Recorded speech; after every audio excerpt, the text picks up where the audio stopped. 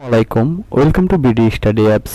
আজকে আমরা করব এসএসসি বিএম শাখার দ্বাদশ শ্রেণীর ব্যবসায় সংগঠন ও ব্যবস্থাপনা 2 এর চূড়ান্ত সাজেশনটি, অর্থাৎ তোমাদের সকল অধ্যায়ের সাজেশনটি একবারে দিয়ে দিচ্ছি। তো তোমরা এখনো যারা আমাদের চ্যানেলটিকে সাবস্ক্রাইব করনি তারা অবশ্যই সাবস্ক্রাইব করে নেবে এবং পাশে থাকা বেল আইকনটি বাজিয়ে দেবে। আর তুমি যদি পিডিএফ ফাইল পেতে চাও তাহলে অবশ্যই তোমাকে ভিডিও কমেন্ট বক্সে কমেন্ট করতে হবে।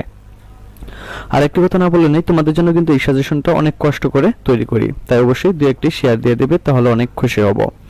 ওকে, তাহলে চলো বেশি কথা বলবো না, আমরা সরাসরি সাজেশনে চলে যাচ্ছি।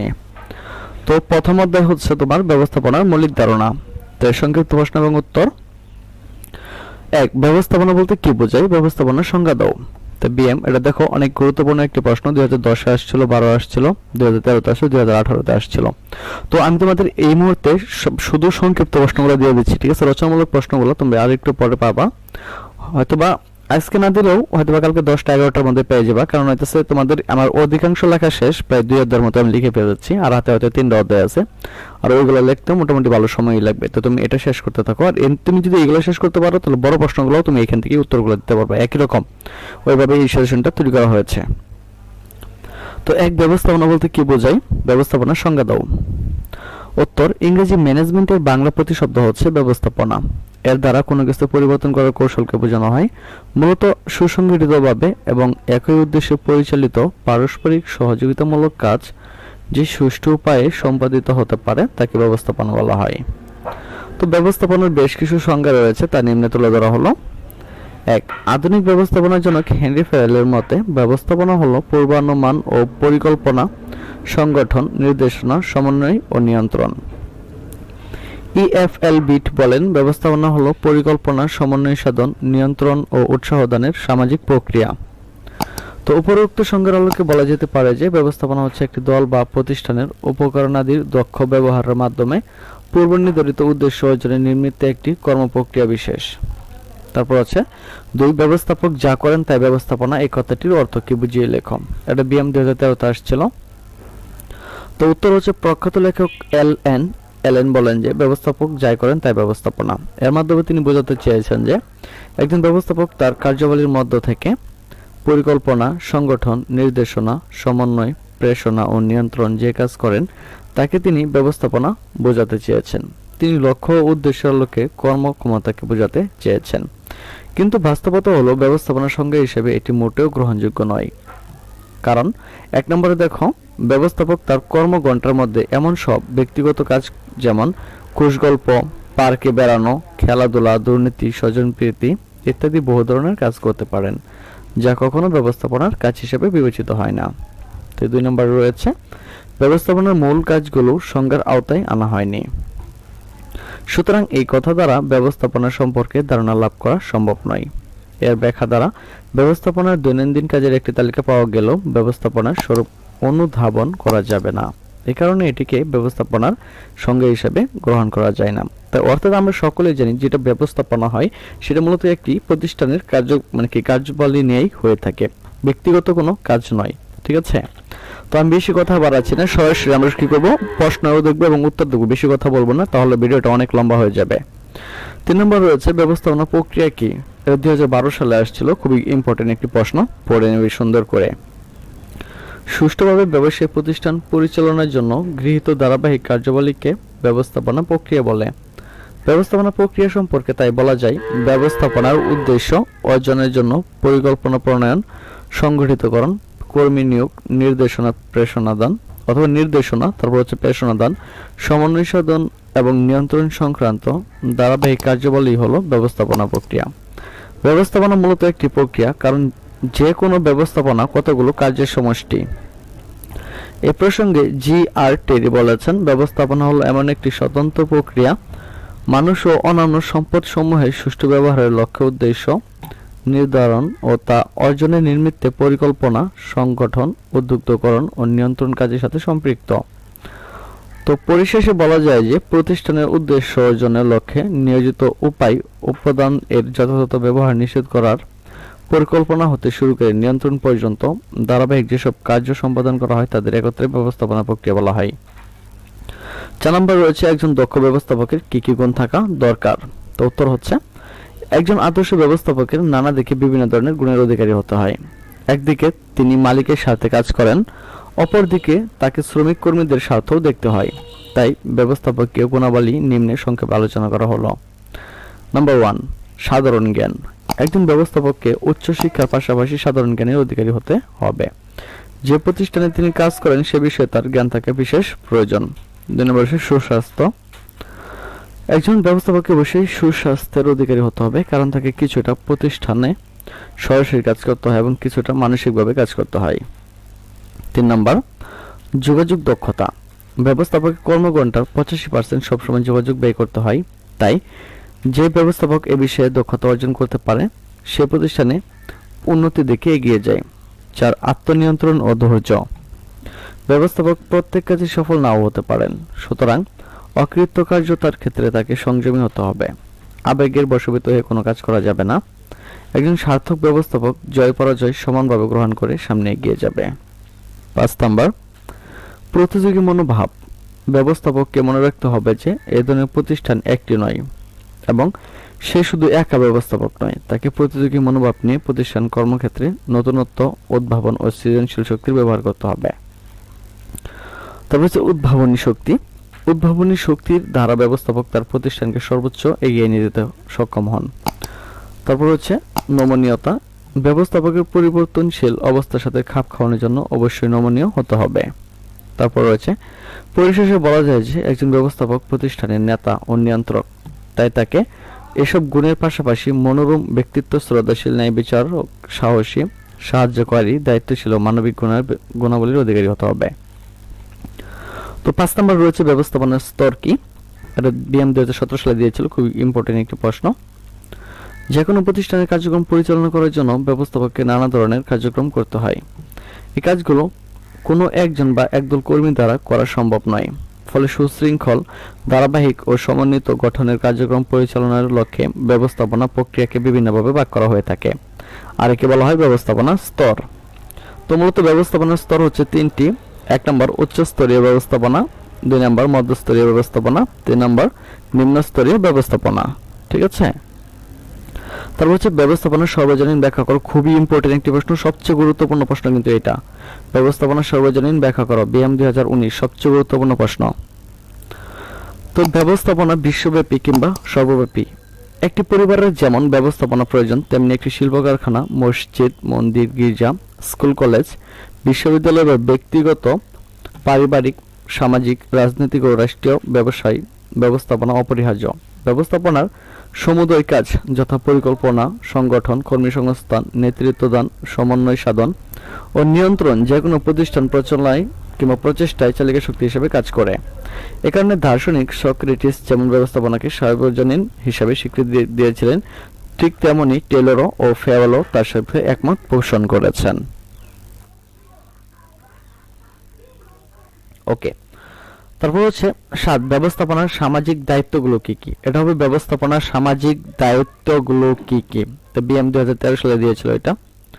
তো ব্যবস্থাপনা একটি সামাজিক প্রক্রিয়া, ব্যবস্থাপনার উন্নয়নের সাথে এর সামাজিক দায়িত্ব বৃদ্ধি পাচ্ছে। নিম্নে ব্যবস্থাপনার সামাজিক দায়িত্বগুলো উল্লেখ করা হলো। 1 নম্বর, সমাজের প্রয়োজনীয় পণ্য উৎপাদন করা। 2, উৎপন্ন দ্রব্যের মান উন্নয়ন করা। 3, ভোক্তাদের উদ্দেশ্যে ন্যায্য মূল্যে পণ্য সরবরাহ করা। 4 নম্বর রয়েছে কারবার সম্প্রসারণ করার মাধ্যমে নতুন কর্মসংস্থান সৃষ্টি করা। 5, কর্মীদের দক্ষতা ও যোগ্যতা অনুযায়ী পারিশ্রমিক নির্ধারণ ও প্রদান করা। 6 নম্বরে রয়েছে পরিবেশের পবিত্রতা রক্ষা করা। 7 নম্বর, ব্যবস্থাপনার সম্পর্ক উন্নয়ন করা। 8 নম্বর, সরকারি নীতিমালা মেনে চলা। তো অবশেষে বলা যায় যে ব্যবস্থাপনার সামাজিক দায়িত্ব অনেক। আধুনিক ব্যবস্থাপনার অভাবে সমাজের প্রতি নানাবিধ সমাজের নিবিড় সম্পর্ক স্থাপনের প্রয়াস চালায়। তারপর দেখো প্রশাসন ও ব্যবস্থাপনার মধ্যে পার্থক্য দেখাতে হবে। প্রশাসন ও ব্যবস্থাপনার মধ্যে পার্থক্য দেখাও। তো বিএম 2012 এবং 18। তো পার্থক্যের বিষয় প্রশাসন, ব্যবস্থাপনা। স্তর, প্রশাসন হচ্ছে উচ্চস্তরীয়, তারপরে ব্যবস্থাপনা মধ্য ও নিম্নস্তরীয়। কাজের ধরন, প্রতিষ্ঠানের লক্ষ্য নির্ধারণ, দীর্ঘমেয়াদী পরিকল্পনা ও নীতি প্রণয়ন। তারপর হচ্ছে নীতিমালা, লক্ষ্য, পরিকল্পনা ইত্যাদি বাস্তবায়নের পদক্ষেপ গ্রহণ। 3 নম্বর, পরিচালনা। তো ব্যবস্থাপনাকে পরিচালনা করে, আর এটা হচ্ছে শ্রমিক ও কর্মী পরিচালনা করে। 5 নাম্বার ক্ষমতা। প্রতিষ্ঠানের সর্বোচ্চ ক্ষমতার অধিকারী হচ্ছে প্রশাসন, অপরদিকে তুলনামূলক কম ক্ষমতার অধিকারী হচ্ছে ব্যবস্থাপনা। তো 6 নম্বর রয়েছে জবাবদিহিতা। জবাবদিহিতা ওকে, 6 নম্বর জবাবদিহিতা। তো প্রশাসন পরিচালনা পর্ষদের অধীনস্থ, আর হচ্ছে প্রশাসনের অধীনস্থ, অর্থাৎ ব্যবস্থাপনা হচ্ছে কি প্রশাসনের অধীনস্থ। তো এভাবে বিভিন্ন দিক থেকে প্রশাসন ও ব্যবস্থাপনার মধ্যে পার্থক্য পাওয়া যায়। 9 নম্বর ব্যবস্থাপনা একটি পেশা ব্যাখ্যা করো। ব্যবস্থাপনা একটি পেশা ব্যাখ্যা করতে হবে, এটা বিএম 2016 এবং 18 আসছিল। তো আধুনিক ব্যবস্থাপনাকে পেশা হিসেবে অভিহিত করা হয়, তবে অন্যান্য পেশা নেই। ব্যবস্থাপনা একটি গুরুত্বপূর্ণ কিংবা একটি পরিপূর্ণ পেশা হিসেবে আত্মপ্রকাশ করেছে কিনা সে সম্পর্কে যথেষ্ট বিতর্কের অবকাশ রয়েছে। এটা হবে বিতর্কের। হ্যাঁ, জেপি বোস পেশা 7টি বৈশিষ্ট্যের কথা উল্লেখ করেছেন, যেমন 1 উপদেশ, পরামর্শ বা নির্দেশ প্রদানের সুশৃঙ্খল পদ্ধতি। 2 নম্বর বিশেষজ্ঞ সৃষ্টির সুযোগ। 3 নম্বর বিশেষজ্ঞ কর্তৃক পরিচালিত সংগঠন বা সংস্থা। 4 নম্বর শিক্ষা ও প্রশিক্ষণ। তো 5 নম্বরে রয়েছে পেশাদার বিশেষত্ব কিংবা বিশেষজ্ঞ কর্তৃক প্রতিষ্ঠান নিয়ন্ত্রণ। 6 নম্বরে রয়েছে মানুষের প্রয়োজনীয়তা মেটানোর উপযোগিতা।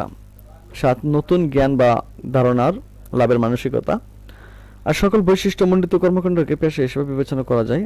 আর এসব দৃষ্টিকোণ থেকে বিচার করলে বাংলাদেশের ব্যবস্থাপনায় এর কিছুটা সম্পর্ক দেখতে পাওয়া যায়। তবে পেশার পরিপূর্ণতা প্রাপ্তির জন্য যত সব বৈশিষ্ট্য প্রয়োজন হয় তার অনেকগুলো বাংলাদেশের ব্যবস্থাপনায় অনুপস্থিত। তো যে কাজের দ্বারা মানুষ পরিপূর্ণ জীবনযাপন করতে পারে তাকে পেশা বলা হয়, যেমন ডাক্তারি, আইনজীবী ইত্যাদি। ব্যবস্থাপনাকে পেশা হিসেবে গ্রহণ করলেও এদেশের অনেক সীমাবদ্ধতার কারণে এটাকে পরিপূর্ণ পেশা হিসেবে চিহ্নিত করা যায় না। তো দ্বিতীয় অধ্যায় পরিকল্পনা। তো তোমার প্রথম যে প্রশ্নটা রয়েছে সবচেয়ে গুরুত্বপূর্ণ প্রশ্ন, পরিকল্পনা কি? দেখো এটা 3টা সালে দিয়েছিল, 13, 14, 18।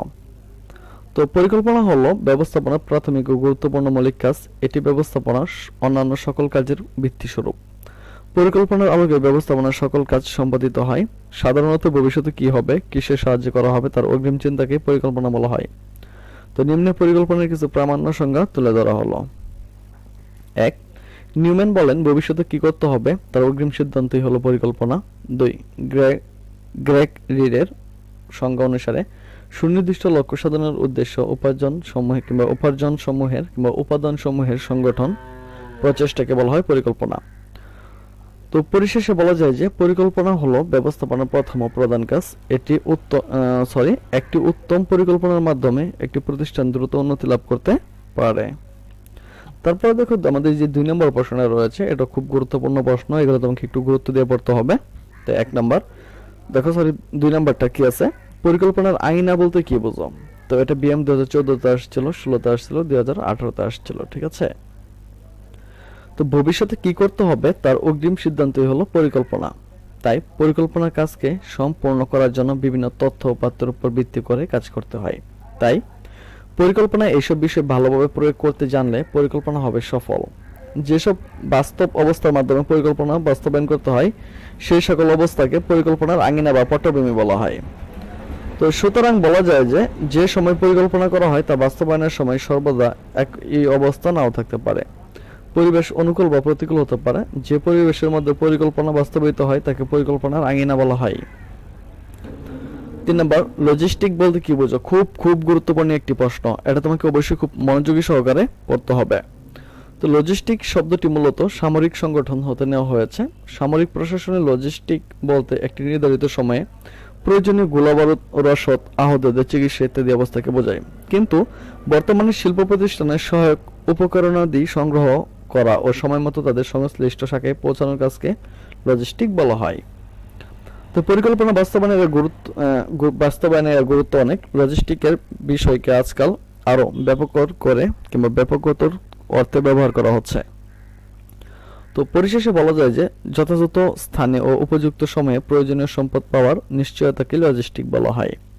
তারপর দেখো তোমাদের 4র্থ অধ্যায় সংগঠন থেকে 1 নম্বর প্রশ্ন, সংগঠন প্রক্রিয়া বলতে কি বোঝো অথবা সংগঠন কাকে বলে? খুবই গুরুত্বপূর্ণ প্রশ্ন। সংগঠন প্রক্রিয়া হলো এমন একটি প্রক্রিয়া যার দ্বারা প্রতিষ্ঠানের নির্ধারিত লক্ষ্য অর্জনের জন্য প্রয়োজনীয় উপায় উপকরণ আদি সুসংগঠিত করা হয় এবং কার্যাদিকে বিভিন্ন শ্রেণীতে বিভক্ত করে দায়িত্ব বন্টন করা হয়। নিম্নে সংগঠনের কয়েকটি উল্লেখযোগ্য সংজ্ঞা উপস্থাপন করা হলো। Number 1 G W. গ্রিফিনের মতে কর্তব্য নির্ধারণ ও সম্পদাদি একত্রীকরণের সাথে সংগঠন জড়িত। 2. রবিনসন ও কাউলারের মতে সংগঠন কাঠামো সৃষ্টি প্রক্রিয়াকে সংগঠন বলা হয়। তো পরিশেষে বলা যায় যে সংগঠন পূর্ব নির্দিষ্ট লক্ষ্য হাসিলের জন্য পরিচিত ও পারস্পরিক সহযোগিতার মানসিকতা সম্পন্ন ব্যক্তিবর্গের সমন্বয়ে গঠিত একটি দল বা গোষ্ঠী, যাদের দ্বারা পূর্ণ দক্ষতার সাথে করণীয় মর্যাদা কিংবা কার্য সম্পাদন করা হয়। 2 নম্বর রয়েছে সরলরৈখিক ও কার্যভিত্তিক সংগঠনের মধ্যে পার্থক্য দেখা। খুবই গুরুত্বপূর্ণ একটি প্রশ্ন, আমি আবার বলতেছি খুবই গুরুত্বপূর্ণ একটি প্রশ্ন, সরলরৈখিক ও কার্যভিত্তিক সংগঠনের মধ্যে পার্থক্য। খেয়াল করো পার্থক্যের বিষয়। সরলরৈখিক সংগঠন, কার্যভিত্তিক সংগঠন। সংজ্ঞা: যে সংগঠনের আদেশ কিংবা নিষেধ উপর থেকে ক্রমান্বয়ে নিচের দিকে আসে তাকে সরলরৈখিক সংগঠন বলা হয়। তো অপরদিকে যে সংগঠনে প্রতিষ্ঠানের কাজগুলো তাদের প্রকৃতি অনুযায়ী ভাগ করে দেওয়া হয় তাদেরকে কার্যভিত্তিক সংগঠন বলা হয়। তারপর হচ্ছে সম্পর্কের ধরন। সংগঠনের কর্মকর্তাদের মধ্যে খাড়াখাড়ি সম্পর্ক বিদ্যমান কিংবা বিরাজমান, অপরদিকে কর্মকর্তাদের মধ্যে খাড়াখাড়ি সম্পর্ক ছাড়াও সমান্তরাল সম্পর্ক বিরাজমান। বিশেষ জ্ঞান: কর্মীদের একই সময় নানা ধরনের কাজ করতে হয় বলে বিশেষ জ্ঞান লাভ করতে পারে না। অপরদিকে কর্মীরা একই প্রকৃতির কাজ বারবার করে বলে বিশেষ জ্ঞান লাভ করে।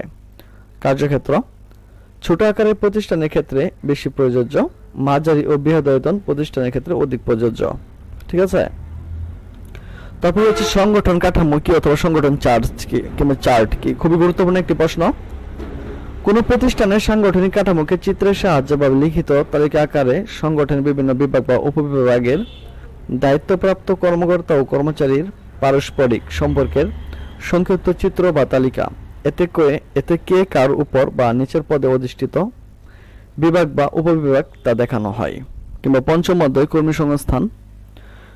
1 নম্বর কর্মী সংস্থান বলতে কি বোঝায়? খুবই গুরুত্বপূর্ণ একটি প্রশ্ন। কর্মী সংস্থান ব্যবস্থাপনা একটি মৌলিক ও গুরুত্বপূর্ণ কাজ। সাধারণ অর্থে কর্মী সংস্থান বলতে প্রতিষ্ঠানের প্রয়োজনীয় কর্মী সংগ্রহ বা জোগাড় করাকে বোঝায়, কিন্তু ব্যবস্থাপনার ক্ষেত্রে এটি আরো ব্যাপক অর্থে ব্যবহৃত হয়। প্রতিষ্ঠানের কার্যাবলী সম্পাদনের জন্য সাংগঠনিক কাঠামোর বিভিন্ন পরিচয়, প্রয়োজনীয় সংখ্যক পদের জন্য উপযোগী কর্মী সংগ্রহ, নির্বাচন নিয়ে যথাযথ কাজে বহাল রাখার প্রক্রিয়াকে কর্মী সংস্থান বলা হয়। তো নিম্ন কর্মী সংস্থানে কিছু প্রামাণ্য সঙ্গে তুলে ধরা হলো। 1 নম্বর জে.এল. মেসিয়ার মতে স্টাফিং প্রক্রিয়া দ্বারা ব্যবস্থাপক অধীনস্থ কর্মী নির্বাচন, প্রশিক্ষণ, পদোন্নতি ও অবসরন্তন কিংবা অবসর হবে। ঠিক আছে, অবসর দেওয়া করেন। 2 নম্বর রয়েছে আর.এম. হোডগেটস এর মতে কর্মী সংস্থান প্রক্রিয়া দ্বারা প্রতিষ্ঠানের কর্মী সংগ্রহ, নির্বাচন বা উন্নয়ন করা হয়। তো পরিশেষে বলা যায় যে সংগঠন কাঠামোর বিভিন্ন স্তরে কর্মী স্থাপনের জন্য কর্মী সংগ্রহ, নির্বাচন, নিয়োগ ইত্যাদি যাবতীয় সমষ্টি হলো কর্মী সংস্থান। তো 2 নম্বর যে প্রশ্নটা রয়েছে সেটা হচ্ছে কর্মী নির্বাচন বলতে কি বোঝায়? খুবই গুরুত্বপূর্ণ একটি প্রশ্ন, একটু ভালো মনোযোগ সহকারে তোমাকে পড়তে হবে। সাধারণত কর্মী নির্বাচন বলতে প্রতিষ্ঠানে নতুন কর্মী নিয়োগ করার প্রক্রিয়াকে বোঝানো হয়, কিন্তু ব্যাপক অর্থে নির্বাচন বলতে কেবল শুধু কর্মী নিয়োগ করার প্রক্রিয়াকে বোঝায় না। প্রতিষ্ঠানে বর্তমানে কর্মরত কর্মীদের পদোন্নতি, বদলি, বরখাস্ত ইত্যাদি যাবতীয় কার্যক্রম বুঝিয়ে থাকে। মূলত কর্মী নির্বাচন হচ্ছে এমন একটি প্রক্রিয়া যার মাধ্যমে সংগৃহীত প্রতিভাবান এবং সম্ভাবনাময় কর্মীদের মধ্য হতে বিভিন্ন পরীক্ষা নিরীক্ষার মাধ্যমে প্রতিষ্ঠানের নির্দিষ্ট কার্য সম্পাদনের জন্য যথোপযুক্ত কর্মী বাছাই বা নির্বাচন করা হয়। তো সুতরাং পরিশেষে বলা যায় যে কর্মী নির্বাচন হলো এমন একটি ব্যবস্থা কিংবা কার্য ব্যবস্থা যার মাধ্যমে কোনো নির্দিষ্ট কাজের জন্য প্রার্থীর প্রয়োজনীয় যোগ্যতা ও গুণাগুণ যাচাই করা হয়। তো আমরা 3 নম্বর প্রশ্নটা দেখছি, তো অনেক গুরুত্বপূর্ণ একটি প্রশ্ন, খুব মনোযোগ সহকারে পড়তে হবে। কর্মী সংগ্রহ ও কর্মী নির্বাচনের মধ্যে পার্থক্য নির্ণয়। তো পার্থক্যের বিষয় কর্মী সংস্থান, কর্মী নির্বাচন। অর্থ: কর্মী সংগ্রহ হচ্ছে এমন একটি প্রক্রিয়া যার মাধ্যমে প্রতিষ্ঠানের দুইবার হয়ে গেছে, একবার নিয়ে নিবা, প্রতিষ্ঠানের জন্য সর্বোত্তম কর্মী খুঁজে বের করা। কর্মী নির্বাচন হচ্ছে এমন একটি প্রক্রিয়া যার মাধ্যমে সংগৃহীত প্রতিভাবান ও সম্ভাবনাময় কর্মীকে বিভিন্ন পরীক্ষা নিরীক্ষার মাধ্যমে বাছাই করা হয়। 2 নম্বর রয়েছে ধাপ। প্রতিষ্ঠানের প্রয়োজনীয় সংখ্যক কর্মী নির্বাচন ও নিয়োগের জন্য প্রথমেই কর্মী সংগ্রহ করতে হয়। তো কর্মী নির্বাচন, কর্মী সংগ্রহের পরবর্তী ধাপ বা পর্যায়, এখানে কর্মী নিয়োগ পেয়ে থাকে। 3 নম্বর হচ্ছে উৎস। কর্মী সংগ্রহের জন্য উপযুক্ত উৎসের সন্ধান করতে হয়। কর্মী সংগ্রহের জন্য উপযুক্ত উৎস সংগ্রহ কিংবা উৎস থাকে না। 4 নম্বর দায়িত্ব। কর্মী সংগ্রহ প্রক্রিয়ায় কর্মীকে কেবল নির্বাচিত করার সুযোগ দান করা হয়। তো অপরদিকে কর্মী নির্বাচনের পর প্রতিষ্ঠানের আর্থিক দায়, দায়িত্ব, বিবিধ দায় সৃষ্টি করা হয়।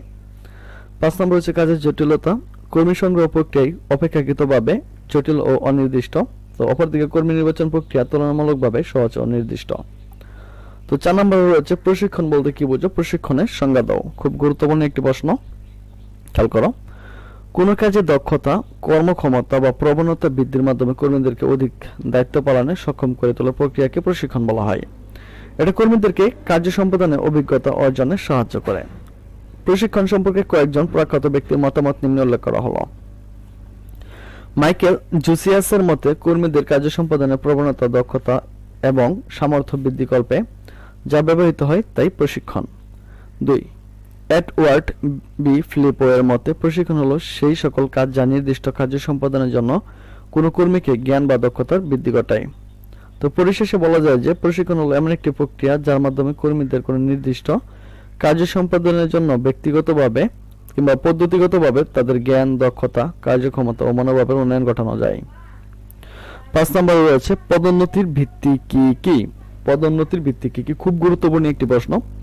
কর্মীকে উচ্চস্তর পদ হতে পদায়নের মাধ্যমে কিংবা নামই হলো পদোন্নতি। পদোন্নতির ভিত্তি তিনটি, যথা জ্যেষ্ঠতার ভিত্তিতে পদোন্নতি, যোগ্যতার ভিত্তিতে পদোন্নতি, জ্যেষ্ঠতা ও যোগ্যতার ভিত্তিতে পদোন্নতি।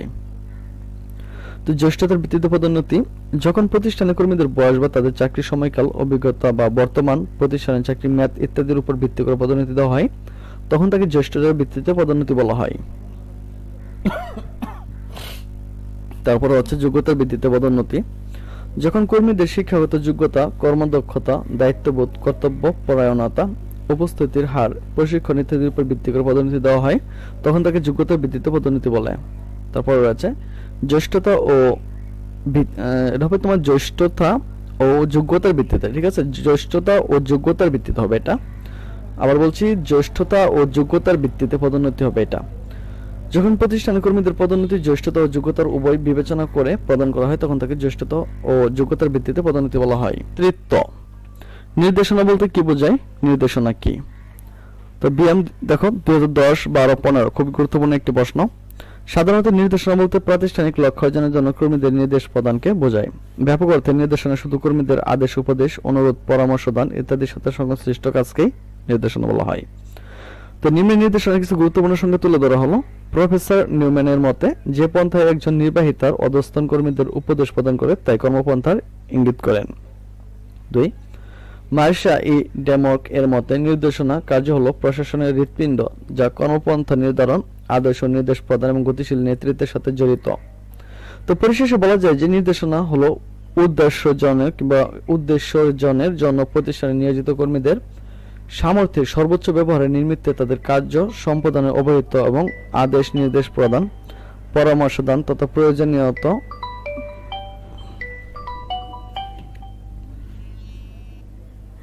আকাশ বন্ধু ভিডিও বানাইতেছি, তোমার 10 মিনিট পরে কল দেই। 10 মিনিট আমি তো যাইতে পারলাম না, একটু কষ্ট করে দিয়ে কেউ ফাটাই বের ফাইবা হলো গাট।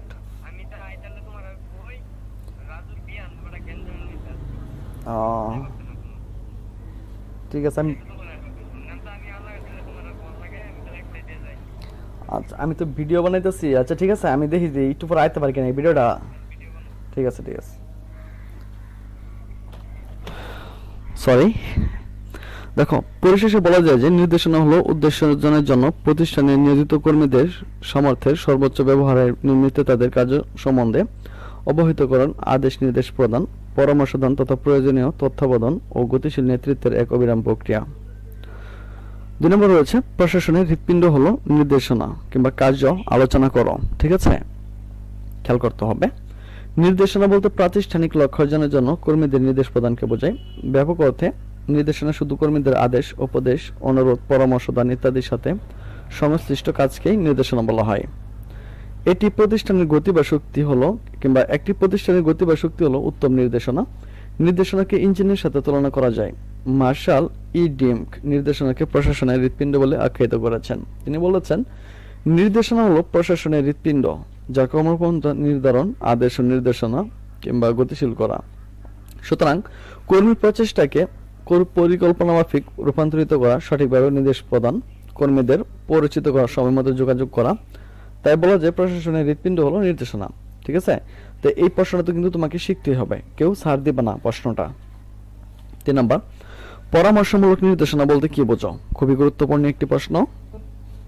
তো সাধারণত যে নির্দেশ অধস্তন কর্মচারীগণের সঙ্গে আলাপ আলোচনা ও পরামর্শ করে প্রদান করা হয় তাকে পরামর্শমূলক নির্দেশনা বলা হয়। এরূপ নির্দেশনা প্রক্রিয়ায় নির্দেশ দানের পূর্বেই পালনের সাথে প্রত্যক্ষভাবে জড়িত কর্মীগণের সাথে নির্দেশনার বাস্তব কার্যকারিতা বিষয়ে আলোচনা করে পরামর্শ করা হয়। সুতরাং পরামর্শমূলক নির্দেশনা হলো ব্যবস্থাপনার এমন একটি প্রক্রিয়া যে ক্ষেত্রে নির্দেশনায় অধস্তনদের সাথে আলাপ আলোচনা করে সিদ্ধান্ত গ্রহণ করতে হয়। এতে প্রতিটি কর্মী তার মতো প্রকাশের সুযোগ পায়। 4 নাম্বার, গণতান্ত্রিক নেতৃত্ব কি? গণতান্ত্রিক নেতৃত্ব কাকে বলে? তো এটা তোমাকে শিখতে হবে খুব ভালো করে। তো যে নেতৃত্বে অধস্তনদের সাথে আলোচনা ও পরামর্শ করে কার্য পরিচালনা করা হয় তাকে গণতান্ত্রিক নেতৃত্ব বলে। গণতান্ত্রিক নেতা কর্মীদের আদেশ দেন, আদেশ বুঝিয়ে দেন, প্রশ্ন করার সুযোগ দেন এবং প্রশ্নের উত্তর দেন। জে.এল. মেসির মতে গণতান্ত্রিক নেতা নিজের সামর্থ্যের উপর নির্ভর না করে, এটা হবে নির্ভর না করে, অধস্তনদের পরামর্শকে উৎসাহিত করেন। তো পরিশেষে বলা যায় যে নেতা যখন নিজের ক্ষমতা ও সামর্থ্যের উপর পুরোপুরি নির্ভর করেন না, বরং তার অধস্তনদের সাথে আলাপ আলোচনা করেন, তখন তাকে গণতান্ত্রিক নেতৃত্ব বলা হয়। তো আমাদের সর্বশেষ হচ্ছে এই অধ্যায়টি, 9 অধ্যায়, নিয়ন্ত্রণ। তো নিয়ন্ত্রণের ভিত্তি হলো পরিকল্পনা, ব্যাখ্যা করো, অথবা নিয়ন্ত্রণকে পরিকল্পনার ভিত্তি বলা হয় কেন? খুব গুরুত্বপূর্ণ একটি প্রশ্ন। তো পরিকল্পনার মাধ্যমে যে কাজ শুরু হয় তা নিয়ন্ত্রণের মাধ্যমে সমাপ্তি ঘটে। নিয়ন্ত্রণের প্রধান উদ্দেশ্য হলো পরিকল্পনা মোতাবেক কার্য সম্পাদন হচ্ছে কিনা তা পরীক্ষা করে দেখা। যদি কাজে কোনো প্রকার সমস্যা হয়ে থাকে তবে তার সংশোধন করাও নিয়ন্ত্রণের কাজ। তো পরিকল্পনা প্রণয়নের সময় যে বিষয়গুলো প্রতি লক্ষ্য রাখতে হবে: 1 নাম্বার, কেন এবং কি কারণে পরিকল্পনা প্রণীত হচ্ছে। 2 নাম্বার, কি ধরনের তথ্য ব্যবহৃত হচ্ছে। 3 নাম্বার, মেয়াদকাল কত হবে ইত্যাদি। তো অবশেষে বলা যায় যে নিয়ন্ত্রণ ব্যবস্থা থাকার জন্য পরিকল্পনা সঠিকভাবে বাস্তবায়ন করা হচ্ছে। তারপরে 2 নম্বর, বাজেটীয় নিয়ন্ত্রণ কি? খুবই গুরুত্বপূর্ণ একটি প্রশ্ন।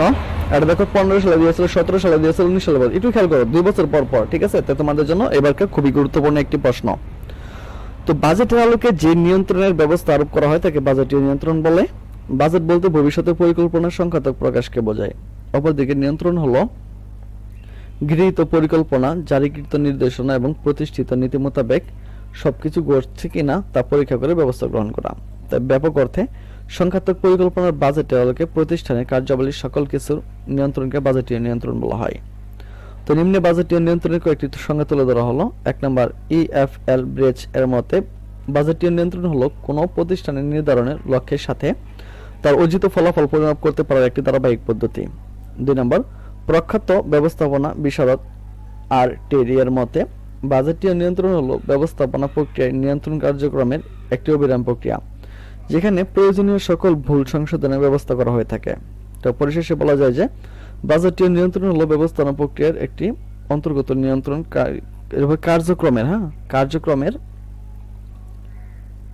কার্যক্রমের একটি শক্তিশালী হাতিয়ার, যা বাজেটের মূল্যায়ন ও প্রয়োজনীয় সংশোধনে ব্যবস্থা করে থাকে।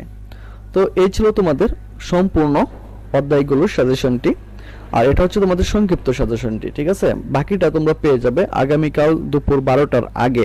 রচনামূলকগুলা আগামীকাল দুপুর 12টার আগে তোমরা পেয়ে যাবে।